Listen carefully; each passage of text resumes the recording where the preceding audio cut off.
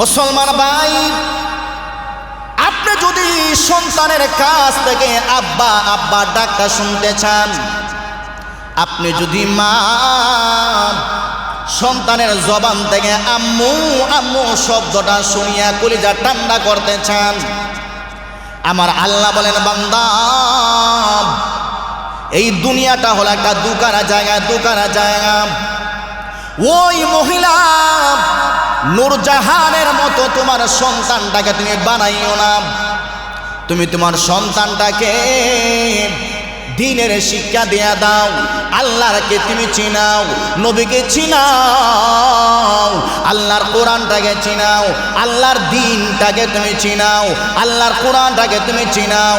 ওই সন্তানটাকে মসজিদকে চিনাও, ওই সন্তানটাকে মসজিদের সঙ্গে সম্পর্ক লাগাইয়া দাও, উলামায়ে কেরামের সঙ্গে সম্পর্ক লাগাও, আল্লাহর সঙ্গে সম্পর্ক লাগাও, আল্লাহর দ্বীনের সঙ্গে তুমি সম্পর্ক লাগাও। এরকম ভাবে যদি সন্তানটাকে তুমি তিলে তিলে গড়ে তুলতে পারো গো মা, ও আমার বাবা, তাহলে তুমি ভালো করে শোনো, তোমার মতো ওই নূরজাহানের মতো তুমি বাবার অবস্থা হবে না। গড়ে তুমি খাওয়াইতে খাওয়াইতে তুমি হেসি দিতে পরে থাকতে হবে না। সন্তানটা যেহেতু নেককার সন্তান, একটা কাশি দিলে ওই সন্তানের জন্য নেককার সন্তান, একটা কাশি দিলেই বলবে আমার আব্বুকে ডাক্তার কাছে নিয়ে যাও, আমার আম্মুকে ডাক্তার কাছে নিয়ে যাও। এর কারণ হলো গো মা, ও আমার বাবা, করে শোনো, তুমি নিজে আল্লাহকে চিনলায়, সন্তানটাকে আল্লাহকে চিনাইলায়, তুমি নিজে মসজিদ চিনলায়, সন্তানটাকে মসজিদ চিনাইলায়। ও আমার বাবা শোনো, তুমি নিজে আল্লাহকে চিনলায়, সন্তানটাকে আল্লাহ চিনাইলায়, নিজে কোরআন চিনলায়, নিজে নবী চিনলায়, সন্তানটাকে কোরআন চিনাইলায়, হাদিস চিনাইয়া, নবী চিনাইলায়। এরকম যদি তোমার সন্তানটাকে গড়ে তুলতে পারো বাবা, তাহলে তোমার সন্তান বুড়া হইলে তোমাকে অবহেলা করবে না, তুমি বৃদ্ধ হইলে তোমাকে বৃদ্ধাশ্রমে পাঠাইয়া দিবে না, তুমি বুড়া হইলে তুমি পচে গলে মরতে হবে না, তুমি বুড়া হইলে হাসপাতালে যাইতে হবে না, তোমার সন্তান তোমার পায়ে তেল মালিশ করিয়া দিব, তুমি বুড়া হইলে তোমার সন্তানটা তোমারে গোসল করাইয়া দিব, তুমি বুড়া হইলে তোমার সন্তানটা তোমারে গোসল করাইয়া মাথায় তেল মালিশ করিয়া দিব। সুবহানাল্লাহ। আমরা যদি চাই আমার সন্তানটা যেন আমাকে আদর করে, আমার সন্তানটা যেন আমাকে মায়া করে, এজন্য তো আপনাদের কাছে আবদার হলো, সন্তানটারে মসজিদে আগে আগে আনেন, সন্তানটাকে মসজিদ চিনান, সন্তানটাকে উলামায়ে কেরাম চিনান, সন্তানটাকে বড় বড় মুরব্বিদের সামনে আদব কায়দা মতো বসান, সন্তানটাকে মুরব্বিদের সম্মান করতে শিখান, সন্তানটাকে মাদ্রাসার সঙ্গে সম্পর্ক লাগাইয়া দেন, আল্লাহর সঙ্গে কানেকশন লাগাইয়া দেন, মাদ্রাসার সঙ্গে কানেকশন লাগান, মসজিদের সঙ্গে কানেকশন লাগান, উলামায়ে কেরামের সংস্পর্শে আনেন, কোরআন শিখান। দেখবেন আপনি মরার পরেও দুনিয়াতে যেরকম শান্তিতে আপনি বসবাস করে যাবেন, মরার পরেও আপনি মহান আল্লাহর কাছে শান্তি পাবেন। সুবহানাল্লাহ। আর না হয় ওই ওরকম হইব, শুধু টাকা চাই, টাকা, আমার টাকা ছাড়া আর কিছুই বুঝি না, শুধু টাকা চাই। না, টাকা কি আল্লাহ আপনার কম দিছে? মোগলগার মানুষের কি টাকা কম আছে? আমার তো জানা মতে টাকা কম নাই, আলহামদুলিল্লাহ, সকলে কন্যা আছে। কেউ কি এখানে মসজিদে দাঁড়াইয়া বলতে পারবেন যে হুজুর আজকে 3 দিন ধরে অনাহারে আছি? কেউ কি বলতে পারবেন আজকে 2 দিন ধরে অনাহারে আছি? না, কেউ তো বলতে পারবেন। আল্লাহ যেই হালতে আপনাকে রাখছেন, আলহামদুলিল্লাহ বলেন আলহামদুলিল্লাহ। সন্তানটার এখনো সময় আছে, আমার কথাগুলোরে আপনারা ভাসমান অবস্থায় রাখেন না, এটা মনে কইরেন না যে ইমাম সাহেব তো ওয়াজি মানুষ, একটা ঘটনা শুনছে ওয়াজ করে দেওয়া গেছে। না, আপনার কপাল আপনি হাউজায় নষ্ট করবেন, আমার কিছু করার নাই। এজন্য সময় থাকতে আল্লাহকে চিনান, সন্তানটাকে। وَقَضَى رَبُّكَ أَلَّا تَعْبُدُوا إِلَّا إِيَّاهُ وَبِالْوَالِدَيْنِ إِحْسَانًا। আল্লাহ বলেন এ সন্তান, তুমি বড় হইছ, তোমার এখন রুজি রোজগারের ক্ষমতা তোমার আছে, টাকা পয়সা ইনকামের ক্ষমতা তোমার আছে, সাবধান, তুমি বাবাকে অবহেলা করিও না, মাকে অবহেলা করিও না, বাবা এবং মার হক তুমি আদায় করো, বাবা এবং মার হক আদায় করো। আজকে কয়টা সন্তান বাবা মার হক আদায় করতেছে? কয়টা সন্তান বাবা মার হক আদায় করে? আমরা সরাসরি সন্তানের দোষ দিয়া দেই না, এখানে সন্তানের দোষ না, এখানে সর্বপ্রথম হলো বাবা এবং মার দোষ আছে।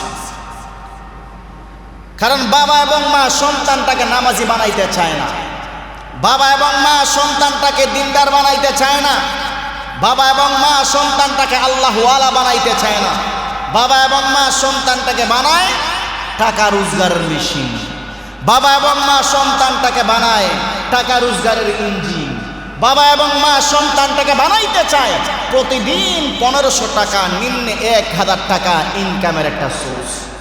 অথচ ওই সন্তানটা প্রতিদিন আপনাকে 1500 টাকা দিবে, ওই সন্তানটা প্রতিদিন আপনাকে 1000 টাকা দিবে। একটা বারের জন্য আপনি চিন্তা করলেন না, আমার আল্লাহ আমাকে একটা নিয়ামত দিয়েছেন, ওই নিয়ামতটাকে আমি আল্লাহর রাস্তায় ব্যয় করি, ওই নিয়ামতটাকে আমি আল্লাহর পথে আমি লাগাই, ইনশাআল্লাহ মহান আল্লাহ আমার ঘরে টাকা পৌঁছায়। কিন্তু এই চিন্তা বাদ দিয়া ছেলেটা গাঞ্জাকুর বানাইছেন, ছেলেটাকে মদকুর বানাইলেন, ছেলেটাকে হিরোইনকুর বানাইলেন, ছেলেটাকে পেন্সিডিলকুর বানাইলেন, ছেলেটাকে বেনামাজি বানাইতেছেন একমাত্র টাকার জন্যে। যেই দিন ওই ছেলেটা টাকা রোজগার করতে করতে করতে করতে তার হাত দুর্বল করে দেয়া দিবে, তার সব কিছু দুর্বল করে দেয়া দিবে, গাঁজা খাইতে খাইতে তার কিডনি শেষ, বিড়ি খাইতে খাইতে তার একেবারে লাস্ট একবার শেষ হয়ে গেল, ওই সন্তানটা যখন হঠাৎ করে বেদনায় ধরে, হঠাৎ করে বেদনা ধরার পরে যখন হসপিটালে নিয়ে গেলেন, ডাক্তার যখন পালস চেক করার পরে বলে সন্তানটা দুনিয়া থেকে চলে গেছে, ওই সন্তানটা কিয়ামতের মাঠে যখন দাঁড়াইবে, দাঁড়ায় যখন বলবে, আল্লাহ আমার মা আমার টাকা রোজগারের মেশিন বানানোর জন্য চাপ দিছিল, আমার কোনো দোষ নাই, আমার বাবা আমাকে টাকা রোজগারের মেশিন বানানোর জন্য চাপ দিছিল, আমার কোনো দোষ নাই। আমার বাবাকে জিজ্ঞেস করেন কেন আমাকে নামাজি বানাইলো না, আমার বাবাকে জিজ্ঞেস করেন কেন আমাকে মসজিদে পাঠাইল না, একটা বার কেন বললো না, আমার বাবাকে জিজ্ঞেস করেন। তখন আপনি কি জবাব দিবেন? তখন আপনি আল্লাহর কাছে কি উত্তর দিবেন? একটু নিজে চিন্তা করেন। হ্যাঁ, বাইরে গেলে তো এই চিন্তা বাদ হয়ে যাবে, বাইরে গেলেই মসজিদ থেকে সুন্নত পড়ার পর বাইরে গেলেই এই চিন্তা বাদ, আমি এটা 100% জানি। এখন চিন্তা করেন যে মরার পরে যখন কিয়ামতের মাঠে আল্লাহ আপনাকে জিজ্ঞেস করেন, তখন আপনি উত্তরটা দিবেন কি? কি উত্তর দিবেন? উত্তর দেওয়ার মতো কিছুই আপনার কাছে নাই, এটা আমিও জানি, এটা আমিও জানি, আপনার কাছে কোনো উত্তর নাই। আমরা বানাই আজকে প্রফেসর, আমরা বানাই আজকে ডক্টর, আমরা বানাই আজকে ইঞ্জিনিয়ার, আমরা বানাই আজকে বড় অধ্যাপক, আমরা পাঠাই আজকে কানাডা, আমরা পাঠাই আজকে আমেরিকা, আমরা পাঠাই ফ্রান্স, আমরা পাঠাই ইতালি, একমাত্র টাকা রোজগারের মেশিন। এটা টাকা রোজগারের মেশিন। এই মেশিন দিয়া কি হবে যদি মরার পরে একটু মাটির কপালে নসিব না হয়? কিসের জন্য সন্তান জন্ম দিলেন? টাকার জন্যই তুই দিছেন, টাকার জন্য তুই সন্তান জন্ম দিলেন। টাকা সে দিতেছে, মাসে 1 লাখ 1.5 লাখ টাকা দিতেছে, এই টাকা দিয়ে আপনি জমি কিনতেছেন, গাড়ি কিনতেছেন, বাড়ি রং করতেছেন, ঘরে টাইলস লাগাইতেছেন, বাথরুম একেবারে টাইলস লাগাই একেবারে পাকাপোক্ত করতেছেন, সব তো হইল। আল্লাহর কি হয়েছে? পরকালের জন্য তোমার কি হইল? তুমি কি করলা? কিছুই করলাম। টাকার মেশিন যেদিন মারা যাবে এই দিন বুঝবেন, যদি না বুঝেন কিছুই করার নাই। কিন্তু এই দিন চিন্তা কইরেন, আসলে 1 নাম্বার আমি টাকার মেশিনে হারাইলাম, 2 নাম্বারে আমার ওই টাকার মেশিনের মাধ্যমে আমার জায়গাটা জাহান্নামের মধ্যে কইরা নিলাম। নাউজুবিল্লাহ। এজন্য ভাই, এই টাকার মেশিন বানায় কোনো লাভ নাই। আল্লাহর দিকে দৌড়ান, টাকা আপনার পিছনে দৌড়ান। আল্লাহর দিকে আপনি দৌড়ান, এই গোটা দুনিয়াটা আপনার পিছনে পিছনে পিছনে পিছনে দৌড়াইবে। সুবহানাল্লাহ, একবার হই। আপনি যদি আল্লাহর পিছনে দৌড়ান, গোটা দুনিয়াটা আল্লাহ আপনার পিছনে দৌড়াই দিবে, গোটা দুনিয়া দৌড়াই দিবে। এই তো গতকালকেও নিউজ হয়েছে, ঢাকা মিরপুরের ঘটনা। আপনারা সবাই মনে হয় যারা ফেসবুক চালান, ঢাকা মিরপুরের কলিজা কাঁপানো একটা ঘটনা। মায়ের লাশ প্রায় 1 সপ্তাহ পর রুম থেকে বের করছে পুলিশে, পচা গলা, হাত তুলা দিলে গুস্ত জড়িয়া পড়ে। যারা লাশ দোয়াইছে তারা নিজে সাক্ষাৎকার দিছে। নাউজুবিল্লাহ কইটা না আপনারা? এরকম অবস্থা চান নিজে? আমারও যেন এরকম অবস্থা হোক। 1 সপ্তাহ পর মায়ের লাশটা বের করছে ঢাকা মিরপুর থেকে। দুঃখিনী মা কি করে নাই ওই মা ছেলে সন্তানের জন্য? আপনি আপনার ছেলের জন্য কি করেন নাই বলেন? আপনারা কি করেন নাই আপনি আপনার ছেলের জন্য? নিজে না খাওয়াইয়া তো, নিজে না খাইয়া তো ছেলেটারা খাওয়াইতেছেন। এই যে গত ঈদ গেছে, নিজে পুরান লঙ্গি পিন দিয়া অনেকটা দেখছি, ছোট ঈদে যেই লঙ্গিরা দেখছিলাম, বাবা ওই লঙ্গি পিন দিয়াই আবার মসজিদে কোরবানির ঈদের জামাটা আদায় করছে। অনেক বাবা আছে না, কিন্তু ছেলের পিন্দনে টিকি নতুন জামা,